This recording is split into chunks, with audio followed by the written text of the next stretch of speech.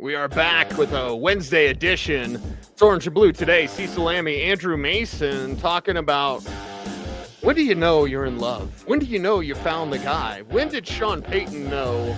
Well, what did he know about Bo Nix? Mace, that was pretty early. Well, I mean, he may have known when he worked him out last year at Oregon, right? When he had him ingest the playbook and then figured out how much he could have learned overnight before asking him to spew it back the next day. When he saw how much he could throw, like what he could do working him out. He may have gotten even more of an indication during OTAs when he saw him practicing. But the final indication may have been in that first month of the regular season, Cease. And you look, the first month of the regular season, it wasn't going well. You know, sometimes rookie quarterbacks come in, and it's like Jaden Daniels for Washington. They take the league by storm. Bo Nix did not take the NFL by storm last September. Not at all. That first start in Seattle was bad. The Broncos lost. He didn't look good at all. They come home the next week against Pittsburgh. Broncos lose. He didn't look good. Picked off in the end zone. Not a good throw when he was looking for Cortland Sutton in the back of the end zone. Interception's a problem. Starts to put it together against Tampa Bay in week 3. There's a touchdown run, not a touchdown pass. But as the Broncos go to West Virginia and practice getting ready for the New York Jets that rainy week in West Virginia, there's still a lot of questions about Bo Nix. You and I, we're sitting here on this show. We're talking about the long game. A lot of people are starting to panic, and we're saying, okay, let's see where he is at week 8, after November, end of the season. We're talking about patience. I think Sean Payton, on the other hand, he's patient, but when things are going bad, he's still very much in love.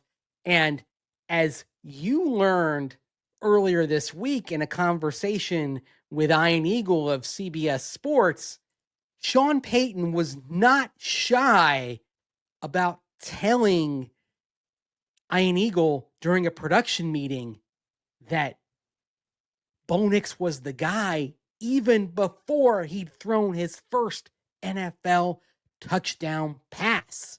So things aren't going well. And Sean Payton was doubling down on his belief that everything was going to be all right with Bo Nix at quarterback. It's the old Billy Crystal from When Harry Met Sally. When you find the person you want to spend the rest of your life with, you want the rest of your life to start as soon as possible. And that's part of the reason why he went ahead and put it out there in week 1. Even though, was he really ready in week 1 to go? Probably not. But you started the process, right? Started getting over those bumps, started collecting those experiences from which he could learn. If you hadn't started him in Seattle, if Jarrett Stidham had gone out there in week 1, you might have won that game. You might, or had a better chance to win. Stiddy probably could have gone out there and played better in that game. Played better against Pittsburgh in week 2. But Bo Nix would not have gone out there and accumulated those experiences from which he could learn. He wouldn't have started building that foundation on which he could start taking those steps up that led to the better performances in October and November. I mean, you go September to October to November, in every metric from month to month, he leapt up. Every, not only baseline metrics, but things like CPOE, success rate, etc., was making a climb. And then things kind of leveled off in December, but that's also sort of part of the process, right? He kind of got to a level, and then teams adjusted, and he started adjusting back to where we saw by the end of December, those touchdown passes that he's making in the fourth quarter against Cincinnati. He's not making those types of passes earlier in the season. We're seeing things at the end of the year that we didn't see from Bo Nix even in late October, early November. The growth was happening. So we're seeing the evidence of that. But Sean Payton was seeing it before it was happening. I mean, that's sort of like a faith thing, right? Right. But also I think it's a foresight thing that he looked at the skill set, he looked at the attributes, and he also looked at the ability to learn, process, and grow, to ingest information, to ingest teaching, and then apply it. That what Bo Nix possessed would allow him to get better based on what he was going to learn, both in terms of the school of hard knocks, so to speak, on the field, and then the school of quarterbacking from Pete Carmichael, Sean Payton, Davis Webb, Joe Lombardi. And the result was a quarterback who, by the end of the season, was far different than the one that went to New York in week 4 with the Broncos 1-2 and not having yet thrown a touchdown pass. So here's Ian Eagle with you and an Eagle Piro on Denver Sports 104.3 on Tuesday. When you, and thank you for asking, Cecil. I did text you. Thank you for texting me the question. Yeah. Full disclosure, and this is a great team effort. Yeah. Because we knew in our text thread that, okay, Ian Eagle is going to join Dover and Cecil, and we're going to talk about the Aaron Gordon last second 3 to win the game in game 1 against the Thunder. Great. Great story. Great call. It's Ian Eagle. I mean, he's a pro's pro. Amazing. Yeah. You send me the message. You say, hey, if you get a chance, ask him this. So I made sure at the end of our interview, based on your question, I was going to ask him this. Yeah. Just like when I sit down with Kevin Harlan on Super Bowl week, for example, he's calling the Super Bowl and we're talking football, but Kevin Harlan also calls NBA. So I'm going to ask Kevin Harlan about the Nuggets and Nikola Jokic, right? It's just what you do when somebody does multiple things. I'm going to say, okay, hey, I'm going to ask him the other thing too, because they know more than this. Like, so Ian Eagle, you've got him in the chair. You'd be nuts not to ask him about the Broncos because he has that experience sitting across the table from Sean Payton. And the answer he gave to you, very illuminating. So take a listen to Ian Eagle talking about Bo Nix and Sean Payton and all these things.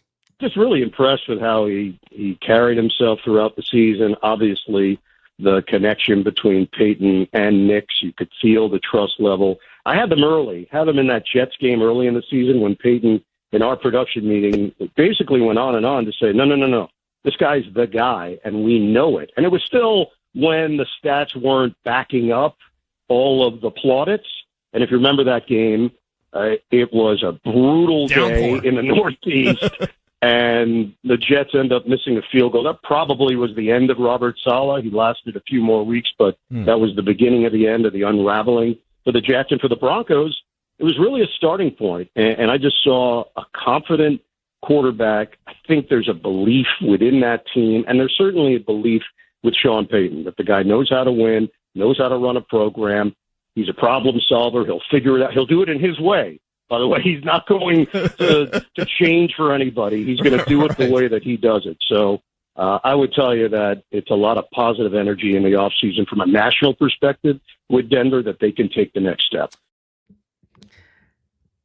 Wow. It's a lot different than last offseason, is it not? And he's doing it his way, man. That Sean Payton and that national narrative is something to keep track of. Like, we're embedded, we're local. You're at every game. I'm in the locker room. You're in the locker room every time it's open. Like, we're seeing it. Yeah. National guys are talking to Sean Payton, and they're giving you a vibe, a sense of what the nation thinks. The nation thinks, Sean Payton found his franchise quarterback. Yeah. Around the nation, they think that Sean Payton's putting it together. Mm-hmm. and that this team is about to make a challenge to Kansas City. Now, this doesn't mean that you're going to see a lot of people picking the Broncos to knock off the Chiefs in the AFC West. As you take a look at a lot of prognostications heading into the 2025 season, I think what you're going to see a lot of is Broncos wild card, Broncos number 5 seed, number 6 seed. So playoff team, I almost said that like Jim Mora. Playoffs. I expect to see a lot of predictions for the Broncos being a playoff team, but not winning the division. Some of that is inertia. Some of that is, I think, a little bit of, I'm not going to pick against Patrick Mahomes and Andy Reid. Okay, that's fair, right? They've won 9 consecutive division titles. 9 times in a row they've won the division. I get that. So there's a little bit of trepidation, like, oh, I can't pick against them. They've just done it so often. But I also think that maybe there are some people maybe want to pick the Broncos, right? They want to pick Sean Payton. They're like, okay, there may be like an outlier prediction or two that they want to say, oh, they're going to do it. Like Sean Payton's going to put it together. But there's definitely a buzz kind of building that something's happening here in Denver. Certainly Sean Payton's reputation, right? Yeah. And I think there was a little bit of hesitation the last couple of years. Just wanting to see, okay, can Payton make the second act work? There's the old cliche, there are no second acts in life, right?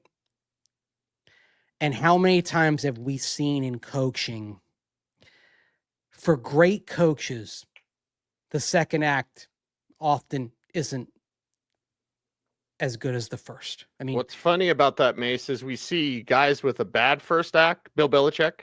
Yes. Second act is awesome. Guys with the first act that's really incredible. Second act, not as much. Okay. So, like, there are the spectacular failures, like George Seifert. George Seifert coached his way out of the Hall of Fame. Went from having a gold jacket. Really, all he had to do in Carolina was not suck. I mean, if Carolina's a playoff team at like 10-6, well, they were terrible. They went 1-15. Coached his way out of the out of the Hall of Fame. But like there are some second acts that do work. Like Dick Vermeil had a better second act, and then a third act that wasn't as good as the second act, but was still pretty good in Kansas City. The flaw there was his defense just let him down at the wrong time, but it was good enough to get him in the Hall of Fame. Bill Parcells, his acts were good, but they were never as good as his first act, right? Right. Bill Parcells, it was actually diminishing returns because 2 Super Bowl wins with the Giants, got to the Super Bowl but didn't win in New England, got to the AFC Championship game but didn't win it with the Jets, and then only got to the playoffs but didn't get to a conference championship game in Dallas. So for Bill Parcells, it always went down a little bit. Mm-hmm. Really, the only championship winning coach, and it was NFL championship, not Super Bowl, but the only championship winning coach who matched it, and coaches who matched it in their second acts, you got to go back to Don Shula and Weeb Eubank. So you got to go back a long, long ways. Ooh. And of course, it's funny to mention both of them because, Don Shula replaced Weeb Eubank with the Baltimore Colts. The fact that I'm saying Baltimore Colts tells you how long ago it was. Right. So, and for Sean Payton to match the success of his first act, he's got to do something that no head coach has done, which is win Super Bowls with two different teams. Because Andy Reid didn't do it. He lost the Super Bowl in Philadelphia. Right. Tom Coughlin didn't do it. Didn't get to a Super Bowl or win a Super Bowl with Jacksonville. Mike Shanahan didn't do it because he never even won a playoff game in Washington. So it's hard. Like, no one in the Super Bowl era has pulled off the dual Super Bowl second act. It was part of the risk with hiring Sean Payton and why you could make an argument against it, whether it was worth it. I would say at this point, you could say it's been worth it now because no matter what happens, he has made the team better. And you could say this for Parcells, even though Parcells didn't ever go win a Super Bowl after leaving the Giants, he left the Patriots, the Jets, and the Cowboys. He left all of them in better shape. Right. Than when he left. In fact, the Patriots, after he left, they went to the playoffs the next 2 years, and then under Pete Carroll, and then not long after that, Belichick came back and they started their run of Super Bowls, and they still had a bunch of players that Parcells had brought in. When Parcells went to the Jets, he left, and then Al Groh was there for a year, and then Herm Edwards came in, and they were a pretty good team for a few years after that. And then right after Bill Parcells left, Wade Phillips came in and they went 13-3 that immediately after. And of course, Parcells left behind Tony Romo, and he ended up being a pretty good quarterback for several years there for the Cowboys. So that's what I mean when I say Bill Parcells, even though he didn't ever win another Super Bowl, he did a good job where he went. And so that's why I would say for Sean Payton, even if he doesn't get everything here, I believe he will end up leaving the Broncos in better shape than they were when he arrived. Partially because I think he's going to end up leaving behind a quarterback in Bo Nix, who hopefully will be the answer here for quite a while. So even if Sean Payton doesn't win at all, hopefully he leaves behind Bo Nix. But that answer is to be determined. We're going to find out over the next few years. We don't know yet. Right. The signs are positive though, and certainly as Ian Eagle revealed, Sean Payton felt pretty strongly that he had the guy. But think about that. Saying, I've got the guy. Insisting, I know I've got the guy. And at that moment, I believe it was 0 touchdowns and 4 interceptions through 3 games. Now, coming off a win in Tampa Bay, so things are feeling a little bit better. They're on the upswing. There was some hope at that moment, but still, that's a bold statement to be making. And remember, going to the New York Jets, Aaron Rodgers it was not looking bad at that moment, right? The Jets had not started to fall apart just yet. People didn't think the Broncos, by and large, were going to win that game. That was an upset. The Jets had not started to crumble at that moment. Right. So when that happened, it was a stunner. Now we look back at that week 4 game and think, oh, well, that was what was supposed to happen. Yeah. But go back to that moment in time. It was not supposed to happen that way. Mm-hmm. And the first half of that game, it was raining, but boy, Bo Nix was not setting the world on fire in the first half of that game. So if the conversation had been more football oriented, and if Ian Eagle had been on there longer, I think that what would have gone through my mind to ask would have been, okay, Ian, what were you thinking as you watched that first half? And even though it was raining, and Bo did not look good at all, right after Sean had said he's the guy. Because yes, it was raining, but the first half was terrible. I mean, Aaron Rodgers wasn't playing well either, but I mean, the quarterback play in the first half of that game in the rain, I mean, I think at one point I said, this is setting offensive football back about 40 years on both sides. It was terrible. Yeah. And so Sean Payton got it right with his But guy. yeah, to his credit, he had some foresight. But he Had also some knew vision. he knew the work that Bo was putting in. And again, I mean, hey, he knows more about this than a couple of chuckleheads like you and I do. It was faith, but it wasn't blind faith.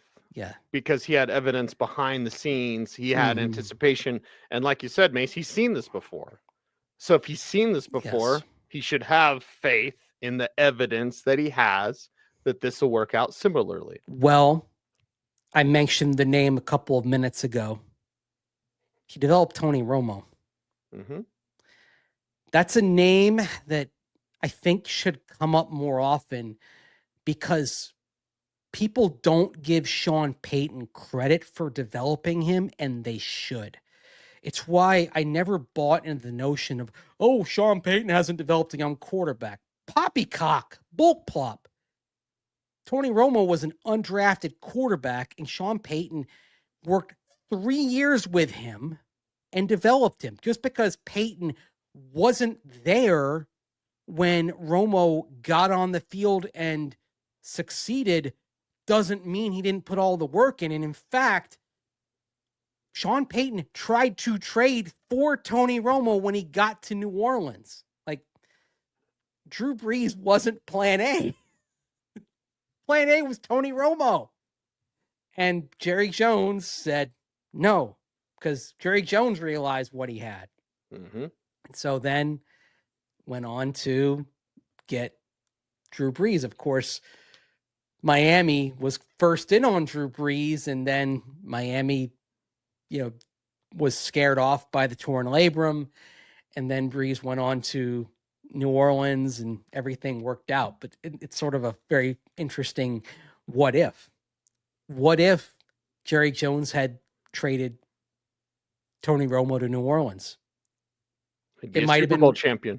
Yeah, he would have probably won a Super Bowl, and it might have been him who put up those ungodly numbers in that offense and not Drew Brees. Unheard of numbers. Yeah, it might have been Tony Romo setting that single season passing yardage record at the time in 2008 that we often talk about. And we actually mentioned earlier this week in that season where the Saints finished 8-8 in 08, last place in a division where nobody had a losing record. But the Saints played pitch and catch as well as anybody did that year. And then the following year, they won a Super Bowl. So. Well, here we go, Mace. We're watching and waiting for year 2 of Bo Nix. Super quick newsy item. Yeah. From Desmond yesterday. Ritter is going to get a tryout at rookie minicamp where you and I will be. So yes. I like it. It's interesting. And it's someone with athleticism. And, he's always been a playmaker. And certainly in college, if I go back to his college tape, like he could run around and he could sling it. Like he has athleticism. He's got plenty of skins on the wall in terms of starts. So just an interesting name to see what he's got. Certainly you see what he's got. Of course, the Broncos brought in Sam Ehlinger earlier this offseason, but that contract isn't one to where you're wedded to him as a number 3 quarterback. So see what Desmond Ritter has coming in. I think for Ritter, it gives him a chance to show his skills, get back on the radar as well around the league. There's pretty much no harm in this. And you do need a quarterback to throw it around at a rookie minicamp. And there's nobody on the roster who's eligible to take part in a rookie minicamp. So you have to bring in somebody on a tryout basis. I like this. And I'm intrigued. I'm intrigued by this. See what he's got. And look, you're always looking. Just because you have the guy doesn't mean you're not looking, you're not churning, you're not examining. I always believe in the Ron Wolf school. You're always looking for quarterback. Always. And you're always looking under every rock. If you're Desmond Ritter, you'd love to be this year's version of Zach Wilson. Yep. Look what it did for Zach. A little football rehab, baby. There's a very good chance Zach Wilson starts meaningful games this year. And he has that opportunity because he came to Denver and sat around as a third teamer, got reps in practice, got some football rehab, and then got himself to the right situation where he's behind a quarterback who is probably going to miss some time due to injury in Tua Tagovailoa. So good for him. We might be talking about Zach Wilson earning a lot of money next year if he gets that opportunity and does well with it. All right, we'll watch that and see what Desmond Ridder looks like at rookie minicamp. Mace, we need to see what our YouTube numbers look like because we always need people's help. How can they help us out on YouTube? Like, comment, share, subscribe, hit that notification bell so that you never miss a vid. That's right. He's Andrew Mason. You follow him on all the socials at Mace Denver. I'm at Cecil Lammey saying OBT's BFD. Thanks for watching. Stay tuned and please stay frosty.